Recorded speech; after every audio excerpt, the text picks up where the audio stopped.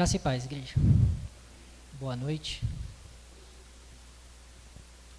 Vamos abrir a Bíblia no livro de Romanos. Vamos pular o capítulo 12. Eu vou deixar isso para o pastor. Ele gostou do capítulo 12. Vamos para o capítulo 13. Romanos, capítulo 13. Vamos ler do versículo 1 até o versículo 10.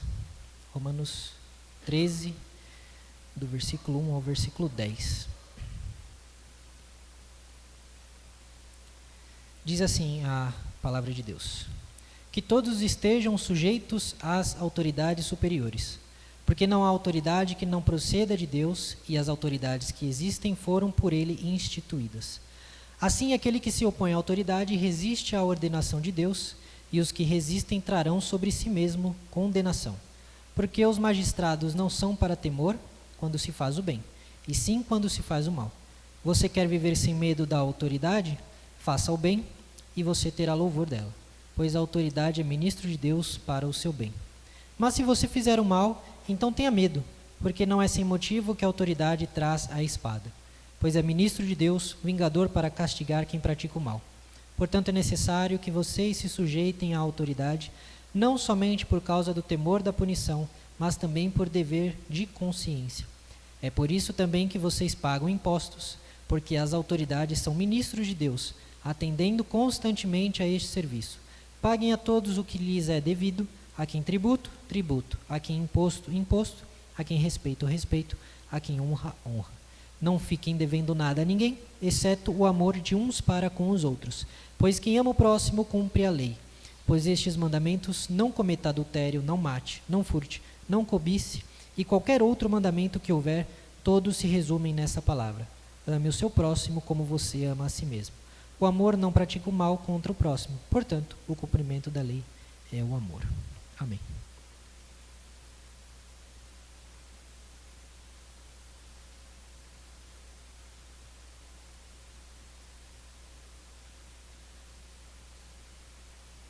Bom, todo mundo já sabe, está cansado de saber, o livro de Romanos é dividido em duas partes. Em mais partes, mas duas principais. A primeira, de 1 a 11, ele vai trazer a teologia, a doutrina. Qual é o evangelho que Paulo carrega? Afinal, Paulo nunca esteve em Roma, ele precisava dizer qual era o evangelho que ele carregava. E do 12 ao 16 é a prática. O que implica crer naquilo que Paulo está dizendo que é o evangelho? O que implica na minha vida eu saber que Cristo morreu pelos pecadores quando nós ainda éramos inimigos de Deus? O que isso transforma ou muda da minha vida quando eu sei que eu não merecia ser salvo e fui salvo, que eu não fiz nada para merecer a minha salvação e ainda assim Deus me salvou? Romanos 13, ele vai estar nesse bloco, onde Paulo está dizendo: olha, vocês entenderam o que Deus fez por vocês, ou pelo menos eu espero que tenham entendido.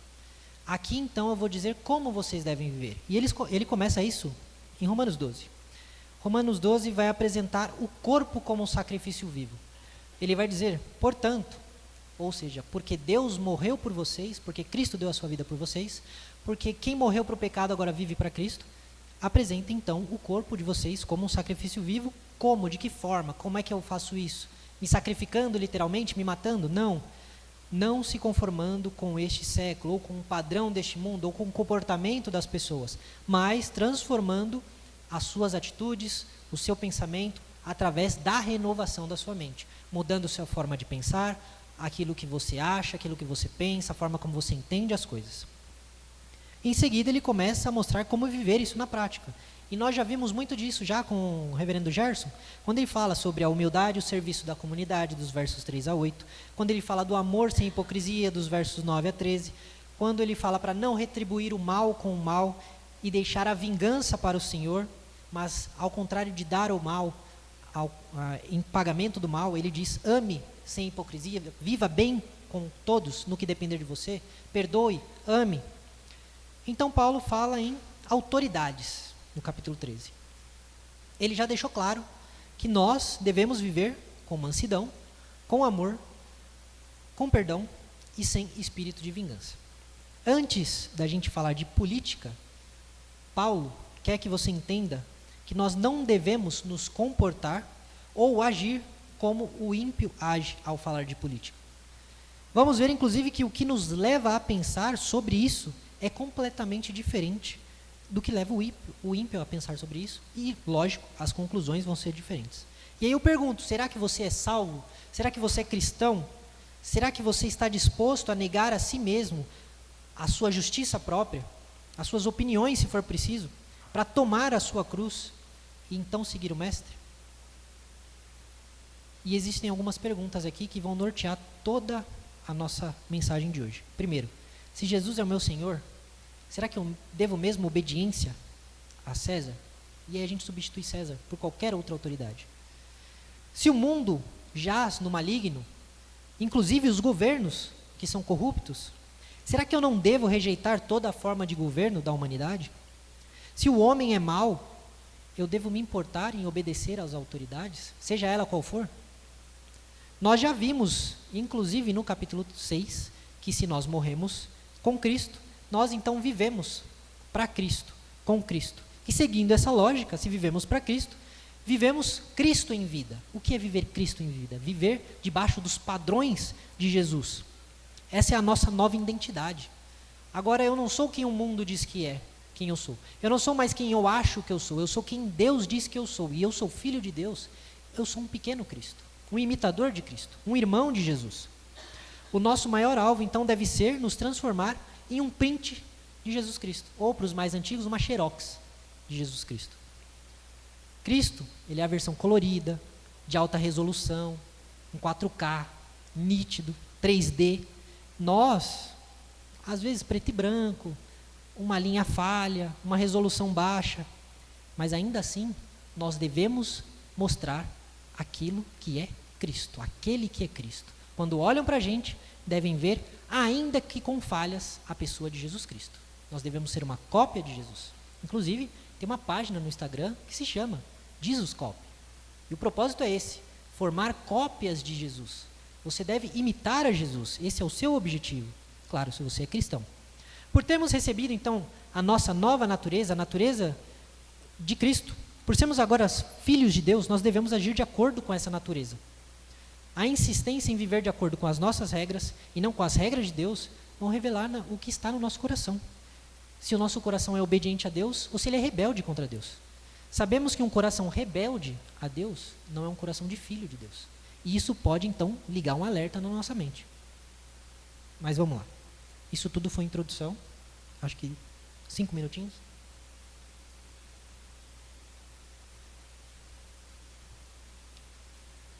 No versículo 1, começamos com Paulo dizendo que todos nós devemos estar sujeitos a autoridades superiores.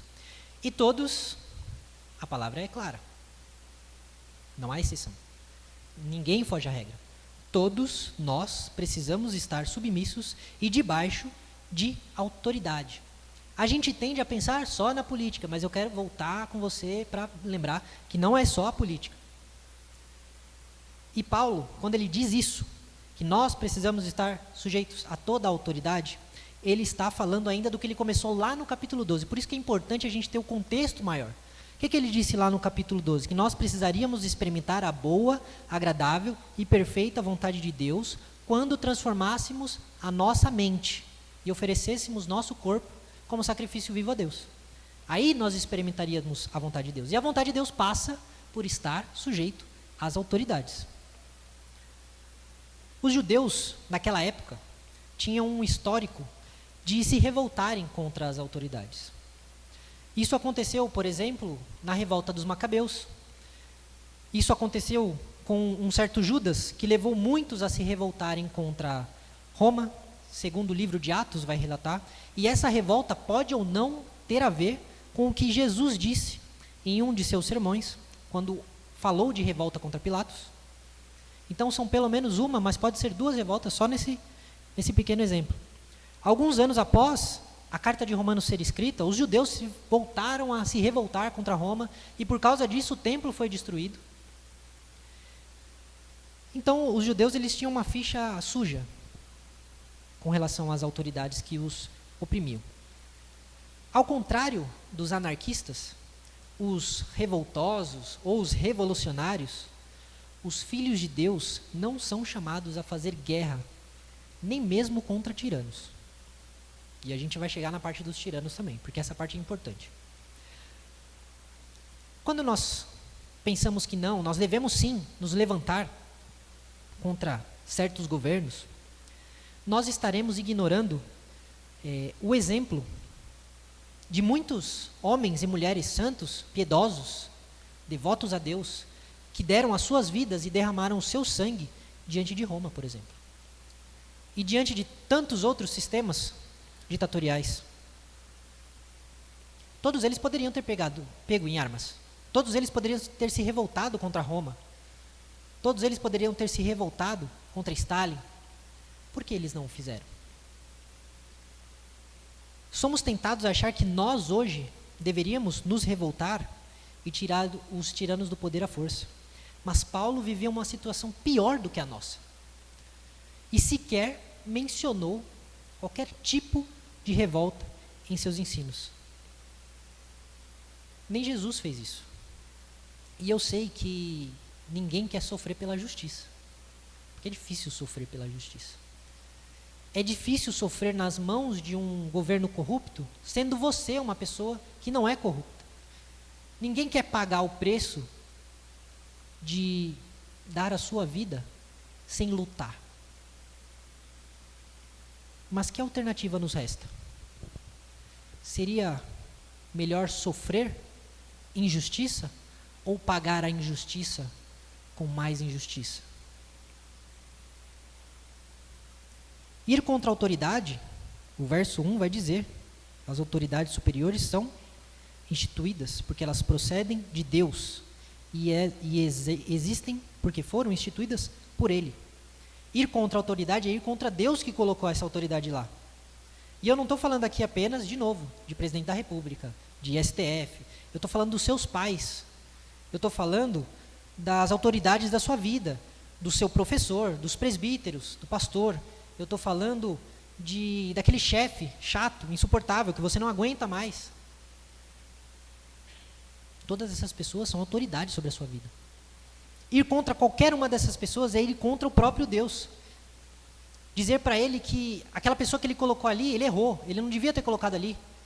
Você vai consertar o erro que Deus fez ao deixar aquela pessoa sentar naquele lugar de autoridade. E quem sou eu para dizer que Deus cometeu um erro e eu vou consertar esse erro de Deus? Ou que eu sei mais do que Deus? Ou que eu vou me voltar contra a vontade do Senhor que colocou aquela pessoa lá? A palavra de Deus diz que Deus é vingador dos seus filhos, dos justos. E Ele não deixa impune quem é injusto. Ele não vai deixar governos corruptos impunes. Mas querer colocar a nossa justiça à frente da justiça de Deus é um ato de rebeldia não aos homens, mas a Deus em primeiro lugar. Eu sei, existem de fato políticos corruptos, ditadores, existem pessoas horríveis, existem professores que ficam só esperando você dar aquele vacilo para poder fazer alguma coisa. Existe aquele chefe que está esperando uma oportunidade só para puxar o seu tapete. E Paulo, ele não está legitimando essas pessoas. Ele não está dizendo que você deve ser passivo a isso. Paulo fala da autoridade como instituição, não da pessoa que exerce a autoridade. Paulo está falando da instituição, do poder que aquela pessoa está exercendo, não da pessoa. Porque existe uma discussão. Quando o policial recebe o distintivo, o poder dele está no distintivo ou está nele? Alguns falam, não, está nele, porque ele é o policial. Mas se a autoridade está nele, por que ele não tinha autoridade antes? Não, então a autoridade está no cargo de policial. Porque se lhe é tirado o cargo, ele perde a autoridade. Então a palavra de Deus está falando não da pessoa. A obediência, ela vai ter limite. E quando é o limite? Atos 5, 29. Vamos lá para Atos 5, 29.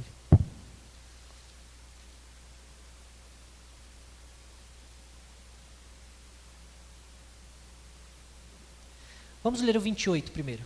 Atos 5, 28 diz o seguinte: Não é verdade que ordenamos expressamente que vocês não ensinassem nesse nome? No entanto, vocês encheram Jerusalém com a doutrina de vocês e ainda querem lançar sobre nós o sangue desse homem? Então Pedro e os demais apóstolos afirmaram: é mais importante obedecer a Deus do que obedecer aos homens. O que nós precisamos entender é que um erro ou um errado não fazem dois certos. Não se paga mal com mal. Ser cristão é sempre, em todas as circunstâncias, pagar o mal com o bem. E a única possibilidade ou abertura que eu tenho para ir contra uma autoridade, seja o meu pai, seja a minha mãe, seja o pastor, seja os meus professores, seja o meu chefe, seja o presidente da república, é se ele exigir de mim que eu peque. E aí o bem que eu vou fazer é ir contra a vontade dele, porque o pecado é mal. E aí então eu pago o mal com o bem. Ser cristão é sempre pagar o mal com o bem. Porque a palavra de Deus é santa. Ela é inerrante, ela é boa, ela é perfeita. E se nós estamos debaixo da palavra de Deus, ainda que isso signifique contrariar autoridades, nós estaremos sendo bons, justos e santos perante Deus. Mas revolução, revolta, tomada à força de poder, nada disso é para o cristão. Isso não é papel de você. Não cabe a você resolver isso. Paulo disse já no capítulo 12, não paguem a ninguém mal por mal, procurem fazer o bem diante de todos. Se possível, no que depender de vocês, vivam em paz com todas as pessoas. Não façam justiça com as suas próprias mãos, mas deem lugar à ira de Deus, porque está escrito: a mim pertence a vingança, diz o Senhor. Façam o contrário. Se o seu inimigo tiver fome, dele de comer; se tiver sede, dele de beber. Não deixe vencer o mal, não se deixe vencer pelo mal, mas vença o mal com o bem. Se o Alexandre de Moraes bater na sua porta pedindo a sua ajuda, você tem que ajudar. Se aquele professor insuportável, que você não consegue ver a cara dele, te pedir ajuda, você tem que ajudar. Porque é o seu dever pagar ao ímpio o bem. Pertence a Deus a vingança. Não está nas suas mãos. Não é da sua alçada. Você não é um justiceiro. Você não é o Batman. Você não é a Mulher Maravilha. Você não é a pessoa que vai sair por aí se pendurando de prédio em prédio, batendo nos bandidos. Você não é essa pessoa. Isso é Marvel, isso é historinha de criança, isso é legal, a gente vê no cinema, mas não é assim que a gente tem que ser. Você foi chamado para sofrer, como seu mestre sofreu. E adivinha, ele foi perseguido pelos poderosos. Ele sofreu injustiça, ele foi difamado, ele foi odiado, ele foi recriminado. Inclusive por aqueles que ele disse: deem a César o que é de César. E ele foi até a cruz, sem se revoltar contra os romanos, nem contra os judeus. Porque nós estamos tentando fugir da cruz, de sofrer como Cristo sofreu. Deixe que dos maus Deus se encarregue, Deus cuide. Deixe que do sistema desse mundo Deus resolva. Cuide você de amar a Deus e amar o seu próximo, ainda que seu próximo te odeie. E aí nós vamos por verso 2. Parece que não vai acabar hoje, mas vai, eu prometo. Assim, aquele que se opõe à autoridade resiste à ordenação de Deus, e os que resistem trarão sobre si mesmo condenação. Para quê que eu vou me revoltar com uma autoridade se eu vou atrair condenação para mim? Sou eu que estou falando isso. Deus está falando isso. O apóstolo Paulo está falando isso. Se você revoltar contra a autoridade, você está atraindo condenação para você.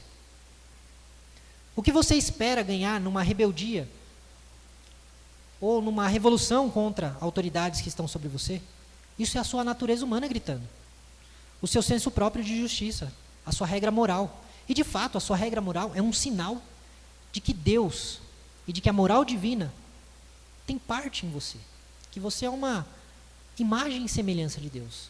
Paulo vai dizer que nós conhecemos na nossa consciência aquilo que é bom e aquilo que é mal, porque somos imagem e semelhança de Deus, ainda que com alguns defeitos por conta do pecado. Mas o seu senso de justiça não é maior e nem melhor que o do Senhor, que te ordenou a estar sujeito a todas as autoridades. Porém, isso não significa que todo governante deve receber a sua obediência cega. Paulo está dizendo que a ideia de governo civil, de novo, a estrutura que é a autoridade, o cargo que a pessoa exerce, esse cargo, a pessoa que está ali porque Deus colocou ela ali. Se não tivesse ninguém ali, imagina a loucura que seria do mundo sem autoridade. Se com as autoridades que nós temos, o negócio já está ruim, imagina se não houvessem autoridades. O governo ele é um instrumento de providência de Deus. Para quê? Para que mesmo que homens maus estejam no poder, ainda assim se evite a anarquia, a completa barbárie, onde cada um faz o que quer. A gente teve um exemplo disso, lá no livro de Juízes. Os 3 ou 4 últimos capítulos de Juízes, se os irmãos leem, todos eles começam: nessa época não havia rei em Israel, cada um fazia conforme se achava certo, segundo achava certo, depende da sua tradução. E qual é a história do ápice de Juízes em Juízes 19? A história do levita que esquarteja sua concubina, que sofreu estupro de diversas pessoas. E então se inicia uma guerra civil por conta dessa história. Tem uma história assim em Juízes. E por que isso aconteceu? Porque não havia rei em Israel e cada um vivia segundo as suas próprias escolhas, segundo o que achava certo. Um governo injusto pode causar dor, de fato causa, mas a ausência total de governo é muito pior. Porque aí a gente deixa o ser humano ao seu próprio juízo. Versos 3 e 4. Os magistrados. Paulo vai falar por que os magistrados foram instituídos. E o mundo sem governo, alguns pensam que seria um mundo comunista. Aliás, o sonho socialista é isso. É que um dia eles possam todos se separar, se emancipar, se verem livres de todo e qualquer tipo de governo. E adivinhem, se livrar de todo e qualquer tipo de governo é o quê? Antibíblico. Porque o homem ele não precisa de menos governo. Ele não precisa de menos autoridade. Ele não precisa ser livre das amarras opressoras que assolam a humanidade através das instituições governamentais. É claro que isso existe, mas não é isso que o homem precisa. O homem ele precisa ser escravo de Deus. Ele precisa ser servo de Deus. O ser humano ele precisa estar debaixo da autoridade de Jesus Cristo, porque ele é o único Senhor que não trata os seus escravos com crueldade. Ele é o único Senhor que não trata os seus servos de maneira tirana. A única saída é não que nós tiremos todo e qualquer governo das nossas vidas, mas que nós nos submetamos ao único governo santo e perfeito, que é o governo de Jesus Cristo. O ser humano precisa se render a Jesus, precisa ser governado por Cristo, ele precisa obedecer ao Senhor. O paraíso que o comunista sonha e planeja, ele não se encontra numa humanidade livre de governo, se encontra na humanidade debaixo do governo de Cristo. Só aí todos serão plenamente satisfeitos e nada lhes faltará. Sabendo disso, o próprio Deus instituiu essas autoridades e Paulo vai explicar o motivo. Os magistrados não são para a nossa opressão, embora, por conta do pecado, muitos o façam, mas para o medo daqueles que são maus e para cultivar o bem daqueles que são justos. Se você é um cidadão honesto, não tema as autoridades. Não tema as pessoas ruins. Porque o medo, ele está para controlar aqueles que são perversos. Uma das razões do crime aumentar em uma sociedade é a ausência de medo naqueles que são criminosos. Porque eles sabem que não serão castigados. Porque eles sabem que o rigor do castigo, quando tem, não é tão severo, a ponto deles não suportarem. Isso é um dos motivos de que se aumenta a criminalidade. Não são todos, mas um deles. Então a autoridade está lá para refrear os maus desejos humanos. Então, no verso 5, Paulo vai dizer que é por isso que nós precisamos estar sujeitos a essas autoridades. Mas porque eu tenho medo da autoridade? Porque Paulo, ao dizer que a autoridade é para temor do perverso, parece que ele está dizendo que nós precisamos então ter medo, e por causa desse medo nos sujeitar. Isso até não faria muito sentido debaixo da lógica de Romanos 12. Então, o que Paulo quer dizer? O medo da punição, ele precisa existir. Só que ele não deve ser o maior motivo, nem o único motivo. Veja só, ele vai falar no versículo 5, é necessário que vocês sujeitem a autoridade, não somente por causa do temor da punição, mas também por dever de consciência. E o que é dever de consciência? O que Paulo está querendo dizer? Consciência é aquele seu eu interior, sabe aquela voz na sua cabeça? Que geralmente é a sua voz, né? Que você pensa e você ouve o que você está pensando. Essa voz em você, dada por Deus, que te acusa ou te absolve quando você faz algo errado ou algo certo, é essa consciência que Paulo está falando. Então, ter dever com ela é obedecer à sua consciência, reconhecendo que há uma ordem maior, que seria Deus, que instituiu a autoridade humana. Então, aquilo que Deus colocou em você, a moral que Ele colocou em você, a consciência que Ele pôs em você, é para te alertar que, olha, não faça o que é errado, porque você será punido. Isso funciona para Deus também. Por que nós dizemos que nós devemos temer a Deus? E temer não é só respeitar, é também, mas é ter medo mesmo. Porque nós devemos ter a consciência do castigo que nos aguarda se nós quisermos teimar com Deus. É preciso ter essa consciência. Mesmo que nós não concordemos com a autoridade, nós precisamos reconhecer que Deus estabeleceu ela e que me cabe respeitar essa autoridade como parte da minha obediência a Deus. Nós não obedecemos só porque nós podemos ir preso. Nós não obedecemos só porque vamos pagar uma multa, embora isso seja um motivo muito bom, né, para as pessoas obedecerem. Mas não é por isso que eu obedeço. O meu caráter, ele é provado como estando em Deus quando eu obedeço apesar dessas coisas. Mesmo que eu não fosse receber multa, mesmo que eu não fosse ser castigado, eu obedeço ainda assim porque eu tenho fé em Cristo e porque eu quero honrar ao Deus que colocou aquela autoridade lá. Em 1 Pedro, nós vamos ler que por causa do Senhor, nós devemos estar sujeitos a toda instituição humana. 1 Pedro 2, versículo 13 ao 17. Quer seja as autoridades como enviadas por Deus, tanto para castigo dos malfeitores, como para o louvor dos que praticam o bem. Porque assim é a vontade de Deus, que pela prática do bem vocês silenciem a ignorância dos insensatos, como pessoas livres que são. Não usem da liberdade como desculpa para fazer o mal, pelo contrário, vivam como servos de Deus. Tratem todos com honra, amem os irmãos na fé, temam a Deus e honrem ao rei. Quem era o rei na época de Pedro? Era o mesmo rei de quando Paulo escreveu a carta aos Romanos. Tanto Pedro quanto Paulo, quando escreveu a sua carta, o imperador, o rei, era Nero. Eu não sei se você já deu uma pesquisada no Google, se você lembra das aulas de história, mas Nero foi um dos piores, teve piores, mas foi um dos piores imperadores que já passaram pelo Império Romano. Quando Paulo escreve Romanos, lá por volta de 56, mais ou menos, Nero estava no início do seu governo. Então ele ainda estava mantendo a sua aparência. Só que quando Pedro escreve a sua carta, Nero já tinha colocado fogo em Roma, já tinha culpado os cristãos, já tinha iniciado a primeira perseguição imperial violenta contra a igreja, já tinha crucificado muitos irmãos de Pedro e de Paulo, e Pedro ainda disse, honrem o rei. Ele não foi nem genérico, honre as autoridades, ele diz, honrem o rei. Porque o testemunho cristão importa mais do que a revolução política.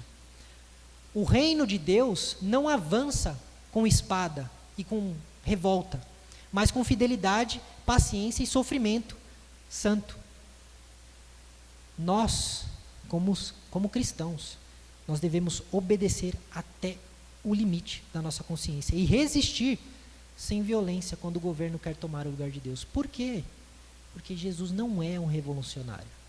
Jesus não veio para tirar o poder da mão do Xi Jinping. Jesus não veio tirar poder da mão, sei lá, do Lula, vai, tá mais fácil aqui. Jesus não veio para isso. Jesus, ele veio restaurar a minha, a sua vida, a nossa história. Ele veio mudar toda a história. Quando Cristo vier resolver o problema, vai ser do mundo todo, não vai ser de uma nação, não vai ser de um ditador em específico, ele vai acabar com tudo aquilo que se opõe a ele.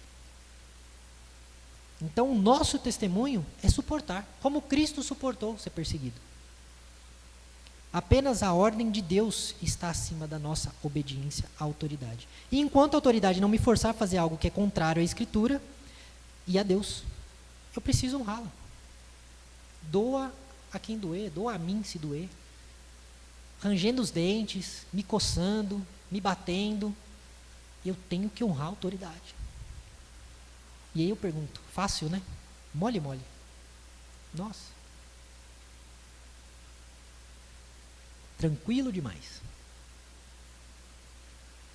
Quer deixar ainda mais fácil esse negócio de ser imitador de Cristo? Olha lá o versículo 6.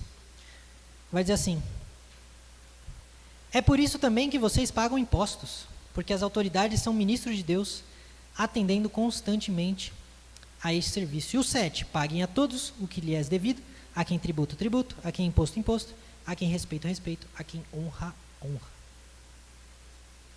Ou seja, essa é um balde de água fria naqueles que dizem que imposto é roubo. Já ouviu essa frase? Ah, imposto é roubo. Imposto é roubo. Como assim o governo vai cobrar imposto de mim? Paulo está falando, é por isso. Porque a autoridade foi instituída por Deus que você paga imposto. A ideia de pagar imposto é bíblica. Olha só. Quando o político ou servidor público, de forma geral, até mesmo o pastor, o professor, está recebendo o seu salário, ele está recebendo o que lhe é devido, o que lhe é de direito, inclusive diante de Deus. Muitos têm a ideia, por exemplo, de que pastores não podem receber. A congregação cristã é uma igreja que se orgulha de dizer que não dá salário para os pastores, embora a gente saiba que existem uma certa arrecadação para os pastores viverem tranquilamente.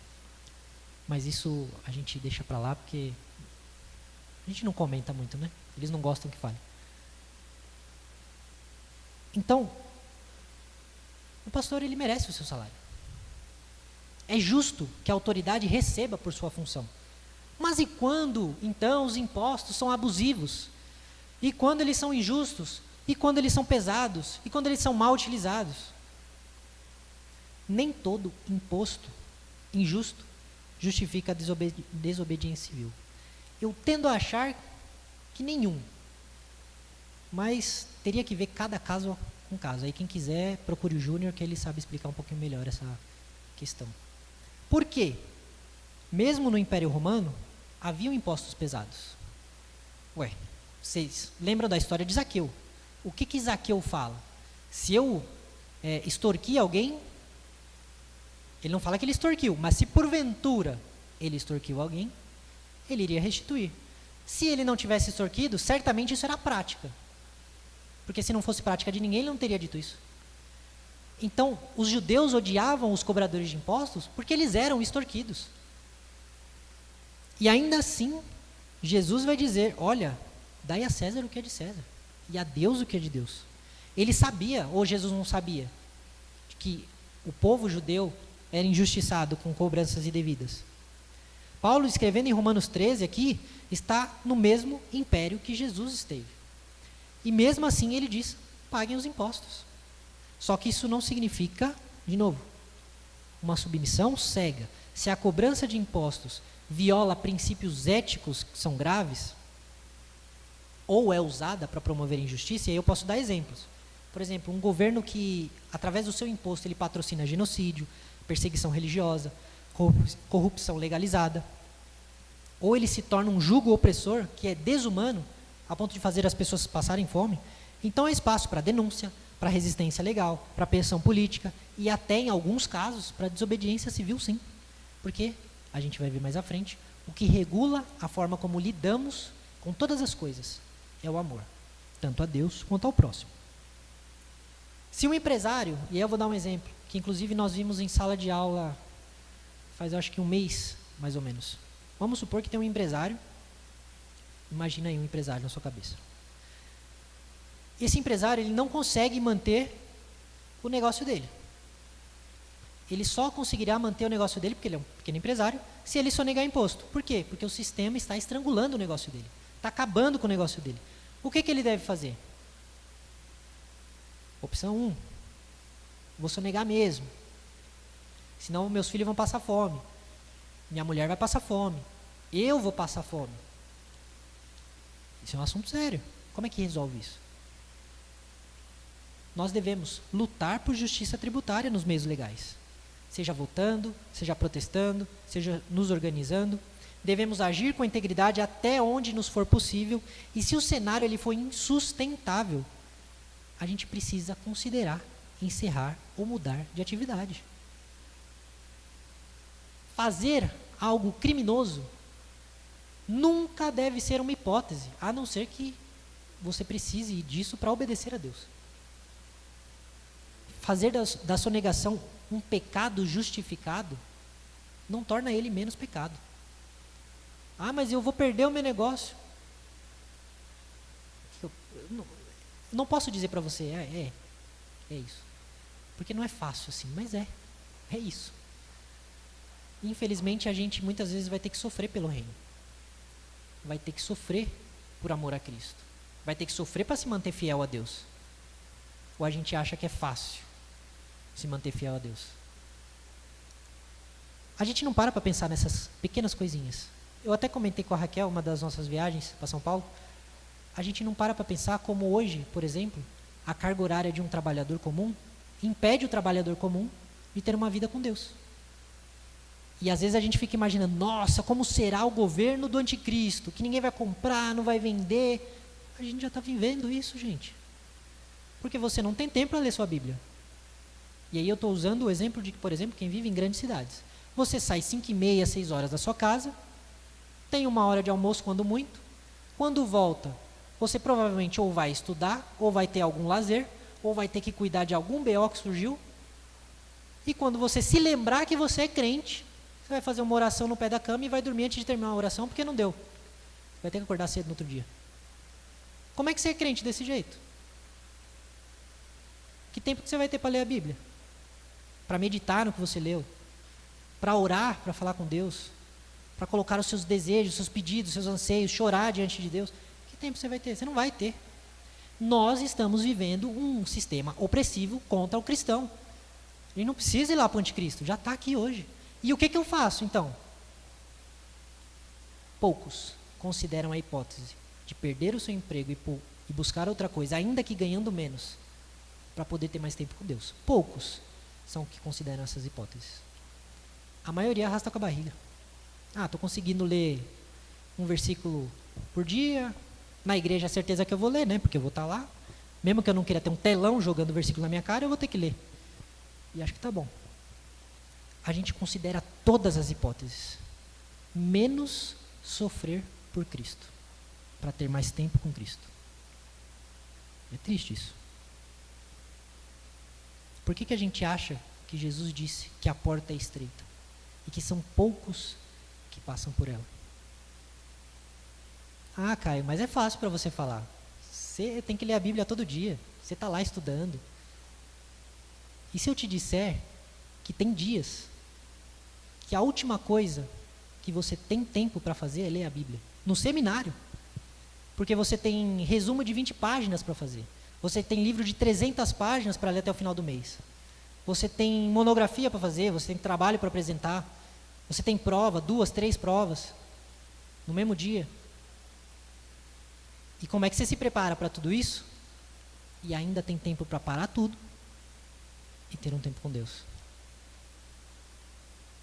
E aí eu falo por mim, o que seria o meu sacrifício? Filhão, se você tiver que acordar 4h30 da manhã para dormir meia-noite, Acorde 4:30 da manhã e vá dormir meia-noite, 1 hora da manhã, mas não negocie o seu tempo com Deus. Não negocie a sua intimidade com Cristo. Por mais que você perca o seu emprego, por mais que você se dê... Não importa. Priorize a sua vida com Deus, porque Ele é a única pessoa que está acima das outras autoridades. E aí, para terminar, do verso 8 ao 10. É difícil. Como então algo tão difícil pode ser feito por mim, por vocês? Só existe um meio de ser justo, como Cristo é justo, e conseguir obedecer tudo isso. É experimentando a boa, agradável e perfeita vontade de Deus. Você quer cumprir a lei por amor de Deus? Você quer ser um cristão de verdade por amor a Deus? Você quer fazer a diferença e honrar a Deus através da sua vida? Então ame. Ame a Deus de todo o seu coração, com todas as suas forças, de todo o teu entendimento. E ame o teu próximo como a você mesmo. Se você ama a Deus de todo o teu coração, com toda a tua força, de todo o teu entendimento, você não vai abrir mão do seu tempo com Deus por nada nesse mundo. Por ninguém nesse mundo.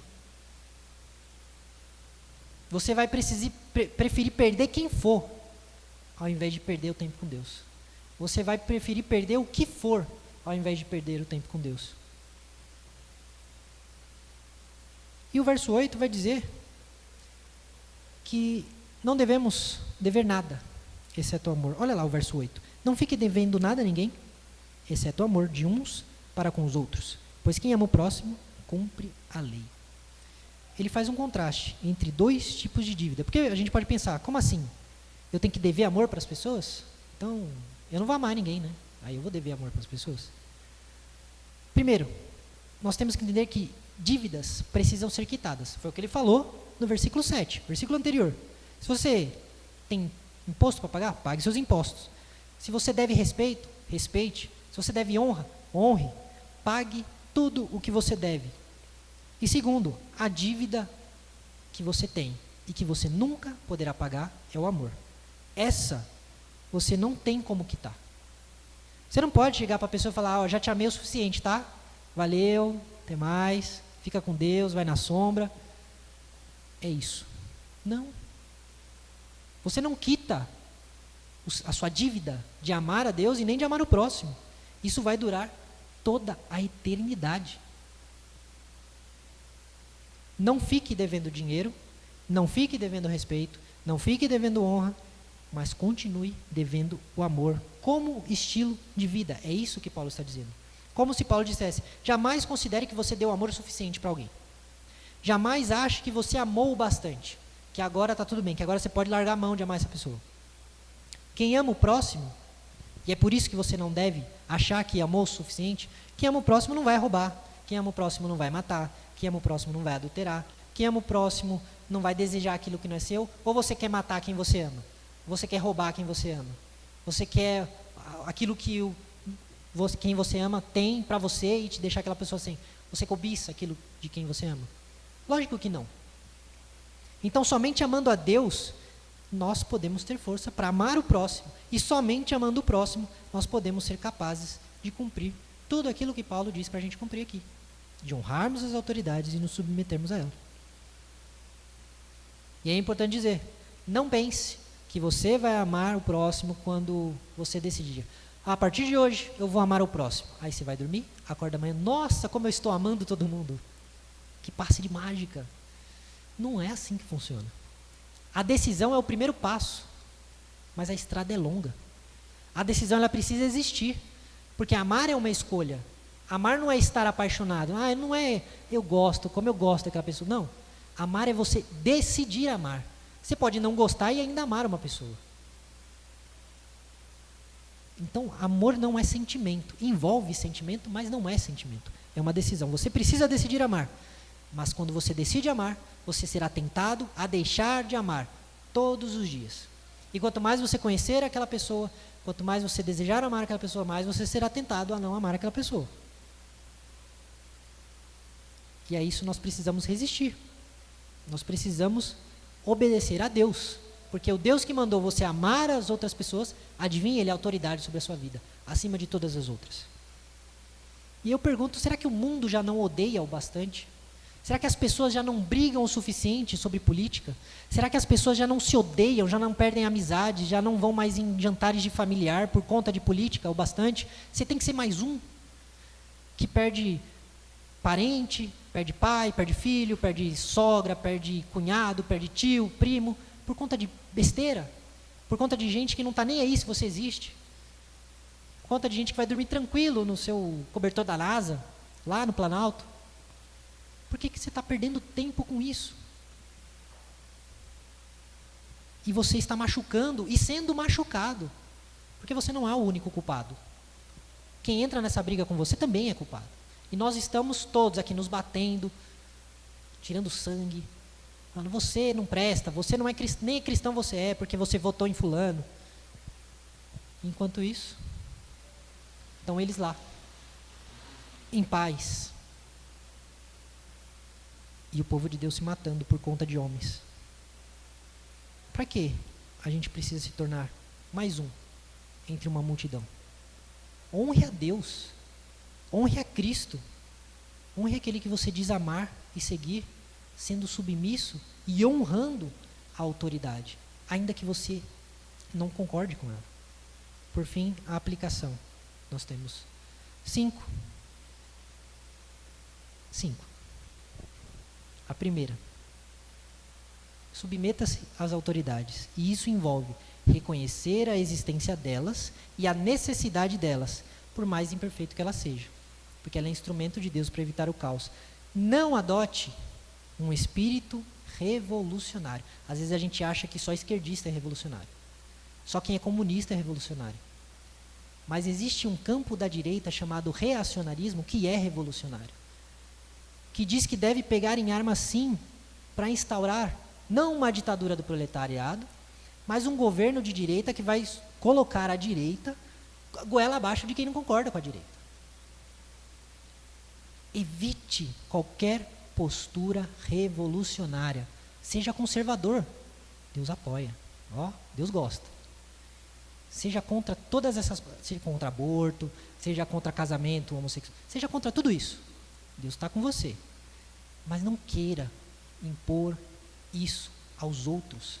Porque Deus não te chamou a impor o reino dele a ninguém. Deus te chamou a pregar o reino dele e ele vai convencer as pessoas do reino dele. E aquele que não quiser, bom, aí ele se vira com Deus no final. Não é você que vai fazer a igreja avançar, o reino ser instituído. Não é o governo que, sendo cristão, vai fazer a igreja crescer. Não, nada disso, nada disso. Ore pelas autoridades, mesmo que você não tenha votado nelas. Mesmo que às vezes o desejo que você tenha é que ela morresse. Não dá para ser hipócrita e dizer que a gente não tem esse desejo às vezes. Se esse é o seu desejo, ore por essas pessoas. Repreenda esse desejo do seu coração. Evite fomentar desrespeito às autoridades. Sabe, faltar com respeito a uma autoridade só porque é um governo que você não gosta, um governador que você não gosta, um político que você não gosta, um professor que você não gosta. Evita fazer piadinha com essas pessoas. Trate com respeito. Por que eu estou falando? Não, porque Cristo está falando através do apóstolo Paulo e através do apóstolo Pedro. Honre o rei. Você vai honrar desenhando 2 orelhas de burro na autoridade? Que honra, hein? Nossa, parabéns. Segundo, seja um cidadão responsável, mesmo que os tributos sejam pesados. Um errado não faz 2 certos. Sonegar, criar jeitinho, fraude, não combina com o estilo de vida cristã. O problema do Brasil, ele é real. Cada caso é um caso, mas o pecado não pode ser justificado. Declare os seus ganhos com integralidade. Mas eu vou pagar mais imposto se eu declarar isso. Declare os impostos, porque é a lei que está mandando. E Jesus disse, seja submisso à autoridade. Mas aí fica difícil pro meu bolso, né? Então vende. Se você não quer pagar o imposto disso, vende. Abre mão. Mas aí eu não vou ganhar. Então você só quer ganhar, ganha. Aí fica difícil, né, meu querido? Complicado. Não dá. Não dá para fazer vista grossa. Pague os seus impostos com consciência. Como quem serve a Deus. Mesmo se o sistema for injusto. Nosso sistema é injusto. Eu não estou falando que o nosso sistema é justo. Não estou falando que o governo está certo em cobrar de você, de mim, o que ele cobra. Não estou dizendo isso. Eu estou dizendo que a gente tem que se sujeitar até aos governos injustos, infelizmente. Terceiro, o dever de consciência. Não obedeça por medo apenas, mas por convicção. Porque quem obedece por medo, quando ninguém está olhando, está lá fazendo o que é errado. E é aí onde o caráter se mostra. Se você faz o que é errado quando ninguém está olhando, você não é melhor do que quem faz com todo mundo olhando. Você é pior, né? Você é hipócrita. Você é covarde. Não tem coragem de assumir os seus erros. A consciência deve então estar informada pela palavra, não por ideologias. Quando precisar resistir, que você resista por amor, não por orgulho. Estude as Escrituras, forme a sua opinião política, porque você tem que ter, é bom que tenha, mas forme a sua opinião política a partir das Escrituras. Não a partir do político que você segue no Instagram, no WhatsApp, não. Siga aquilo que a palavra de Deus te manda seguir. Quarto, ame o próximo. Isso não é opcional, isso não é em parcelas. Ame ao próximo integralmente, todos os dias da sua vida. Você não pode quitar essa dívida. Você precisa amar o próximo todos os dias. E isso é mais do que sentir, é mais do que só gostar, isso é agir, é servir, é perdoar, é oferecer ajuda até aquele que te ofendeu. Sirva a sua comunidade, mesmo sem receber nada em troca. Ame até os difíceis, especialmente aqueles que pensam politicamente diferente de você. Esses é o mais difícil, né? Aquele lá que você olha para ele e fala, esse aí nem crente é. Esse não é possível que esse cidadão seja crente. Ame essa pessoa. Às vezes não é mesmo. Às vezes você está certo, você tem razão. Mas ame. Ame mesmo assim. Quinto e último.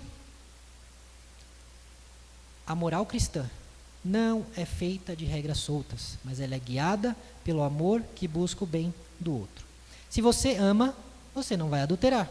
Se você ama, você não vai matar. Se você ama, você não vai roubar. Amando, você vai cumprir todos os mandamentos e toda a lei de Deus e dos homens. Por isso que eu disse lá no começo, o que nos leva a pensar e a concluir o que é política e qualquer assunto relacionado a isso é diferente do que o ímpio está querendo. O que nos leva a pensar política é o amor que nós temos a Deus e o amor que nós temos ao próximo. Em qualquer decisão que você for ter, sempre se pergunte, estou agindo com o amor de Cristo? Porque é esse amor que é justo. Discipline o seu coração para sair da autoproteção, para abaixar a sua guarda um pouco, deixar de bater um pouco nos outros. Escolha apanhar de vez em quando. Eu sei que é estranho a gente falar isso, né? Mas escolha ser o Rocky Balboa. Já assistiram o filme do Rocky Balboa? Pensa num cara que apanhava. Mas nossa, você olha assim e fala, não é possível que esse cara vai vencer. Teve um filme, inclusive, que ele não vence, né? Mas pensa num cara que apanhava, esse Rocky Balboa. Às vezes você tem que ser que nem ele. E ele tem uma frase muito boa no filme dele que diz o quê? A vida não se trata do quanto você bate, mas do quanto você apanha e ainda continua seguindo em frente, se levantando e continuando a sua jornada. Então, às vezes, a gente precisa aprender a apanhar. Aprenda a apanhar, por amor. Porque Cristo apanhou e não foi pouco, por amor. Amém? Que o Senhor nos ajude, nos guie, nos dê sabedoria para aprender a honrar, obedecer às autoridades. Não porque elas são quem são, mas porque nós temos Deus como autoridade máxima na nossa vida. E a nossa honra primeiro é a Ele. Amém?